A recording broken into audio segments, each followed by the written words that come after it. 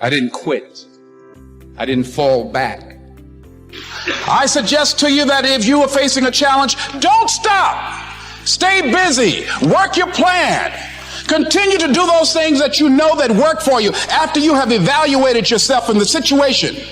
Continue to move. Stay busy, stay busy, stay busy. I prayed, and I prayed. But I continued to fail and fail and fail. But it didn't matter, because you know what? There's an old saying, you hang around the barbershop long enough, sooner or later you're going to get a haircut. So you will catch a break, and I did catch a break. If you constantly remind yourself, after every defeat, after every setback, every time you get knocked down, I've got a saying, if life knocks you down, try and land on your back, because if you can look up, you can get up. See, a lot of people, because of failure, they stop believing. Let me share something with you. You will fail your way to success. Yes. 8 out of 10 millionaires have been financially bankrupt. You will fail your way to success. It doesn't matter how many times you fail. It doesn't matter how many times people tell you that you can't do it. It doesn't matter if you don't have a dime in the bank. You will fail your way to success. You cannot change destination overnight. You cannot change destination overnight, which means you can't arrive at a 5 years from now place tomorrow. But here's what you can change today, and overnight you can change direction. One of the biggest challenges for people is everybody wants a better quality of life. Everybody wants life to be greater, but almost all of us get stuck at times where something stops us, something prevents us from doing something that we really are capable of doing. Whether it's turning around our body or shifting a relationship or turning around our finances or maybe just being happy and fulfilled at a different level, we get stuck with a belief of how we're not supposed to be, what we're not supposed to do, what people won't accept, what we're not capable of. Or maybe we get stuck in an emotional pattern of just being pissed off or frustrated or worried or sad or overwhelmed. Sometimes we get stuck, not so much in anything but some habits of doing things a certain way. And what a breakthrough simply is that moment in time where there's an opening. And the opening can come from a conversation. It can come from meeting somebody that inspires you. It can come from an insight. It can come from watching a movie and being moved emotionally at just that right moment. It usually comes because something kind of clicked inside of us. Something snapped us and made us look at life through a different filter, in a different way. And it's a real breakthrough because you take that little insight, that little distinction, that little moment, or maybe that little or big emotion inside of you that says, no more, I'm going to change this. And suddenly you do something to make your life better. You break out of the impossibility of life has to be this way or life is controlling me, and you start to take back control of your life. You start to make the shift that creates the quality of life that you really deserve. Now, take some time to really visualize what the achievement of these goals would look like. What does your future hold for you if you landed that big client? What does your future look like if you got that promotion? If you spent more time with your family? If you planned more outings with your spouse? What does your future look like? Really spend some time on this now. It's important stuff. What does it all look like? Ask yourself, is this really my goal? Is this truly what I want? Is it a positive goal? Is it important enough to me to become what it takes to reach this goal? Is it mine? Is it worth it? If your 3 goals on the career side and 3 goals on the personal side don't stand up to these questions, you need to take some time to carefully redefine a few things. Redefine your list. Redefine where it is that these goals came from.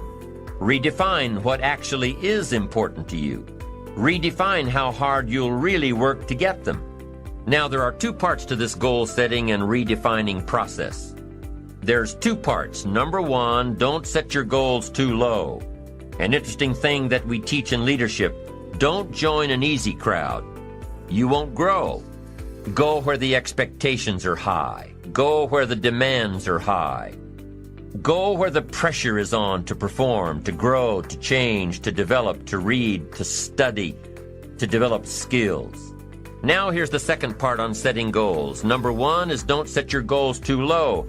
Number 2 is don't compromise. Don't sell out. There were some things I went for back in those early years that I paid too big a price for. If I'd known back then how much it was going to cost me, I never would have gone for them. but I didn't know. Don't sell out. An ancient phrase says, count the cost. Count the cost if it won't make you happy to get it. If you become less in your pursuit of getting it, if it's not worth the life you'll lead after you get it, it's not worth it. I need you to open up your ears. Open up your ears. Because the you from the future is telling you thank you. Thank you for not giving up when you wanted to give up. Thank you for not being depressed. Thank you for not allowing the brokenness to eat your progress. Thank you, thank you, thank you. You got this. It's going to get hard sometimes. I'm telling you right now. It's not going to be easy, but it's worth it. Maybe you're listening to me right now and you want to lose weight, or you try to pass the final exam, or maybe there's just this feat that seems as though it is impossible. Turn your pain into progress. Turn your pain into progress. I need you to be uncomfortable with average. I need you to be allergic to average. I need you to come to the end of yourself. So many people are depending on you. A student is hardworking. A student is mentally tough. Have the ability to adapt. Have a character, consistency. Demonstrate courage on the daily. Stay motivated. Stay positive. Earn your respect. Have a winning attitude. Breathe. Compete. Make no excuses. Set goals. Practice great habits. Stay focused. You want your future? You gotta outwork everybody on that field.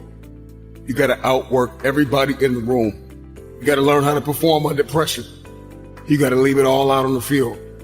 Everybody wants the future, but everybody wants to be average. There are gonna be times when you feel like you're losing your mind, and you study for hours, and you're gonna take an exam, and you will not pass. A student is resilient. A student is disciplined. A student is committed. A student is consistent, even when they don't want to be. Because the cycle of depression needs to end with you. The cycle of not enough needs to end with you. The lack and the dysfunction and the anxiety and all of these things that your family and your father and your mother have gone through. You have to keep a student mentality. I studied and I failed the exam. I studied and I failed the test. And life is an uphill war, and it is filled with tests and exams and critical moments where you are going to have to dig deep inside of yourself and ask yourself why. Why did you start in the first place? And what was the emotion, the feeling? What was the science and the psychology behind the decision that you made? And 9 times out of 10, I can tell you why you started. You started because you were hungry.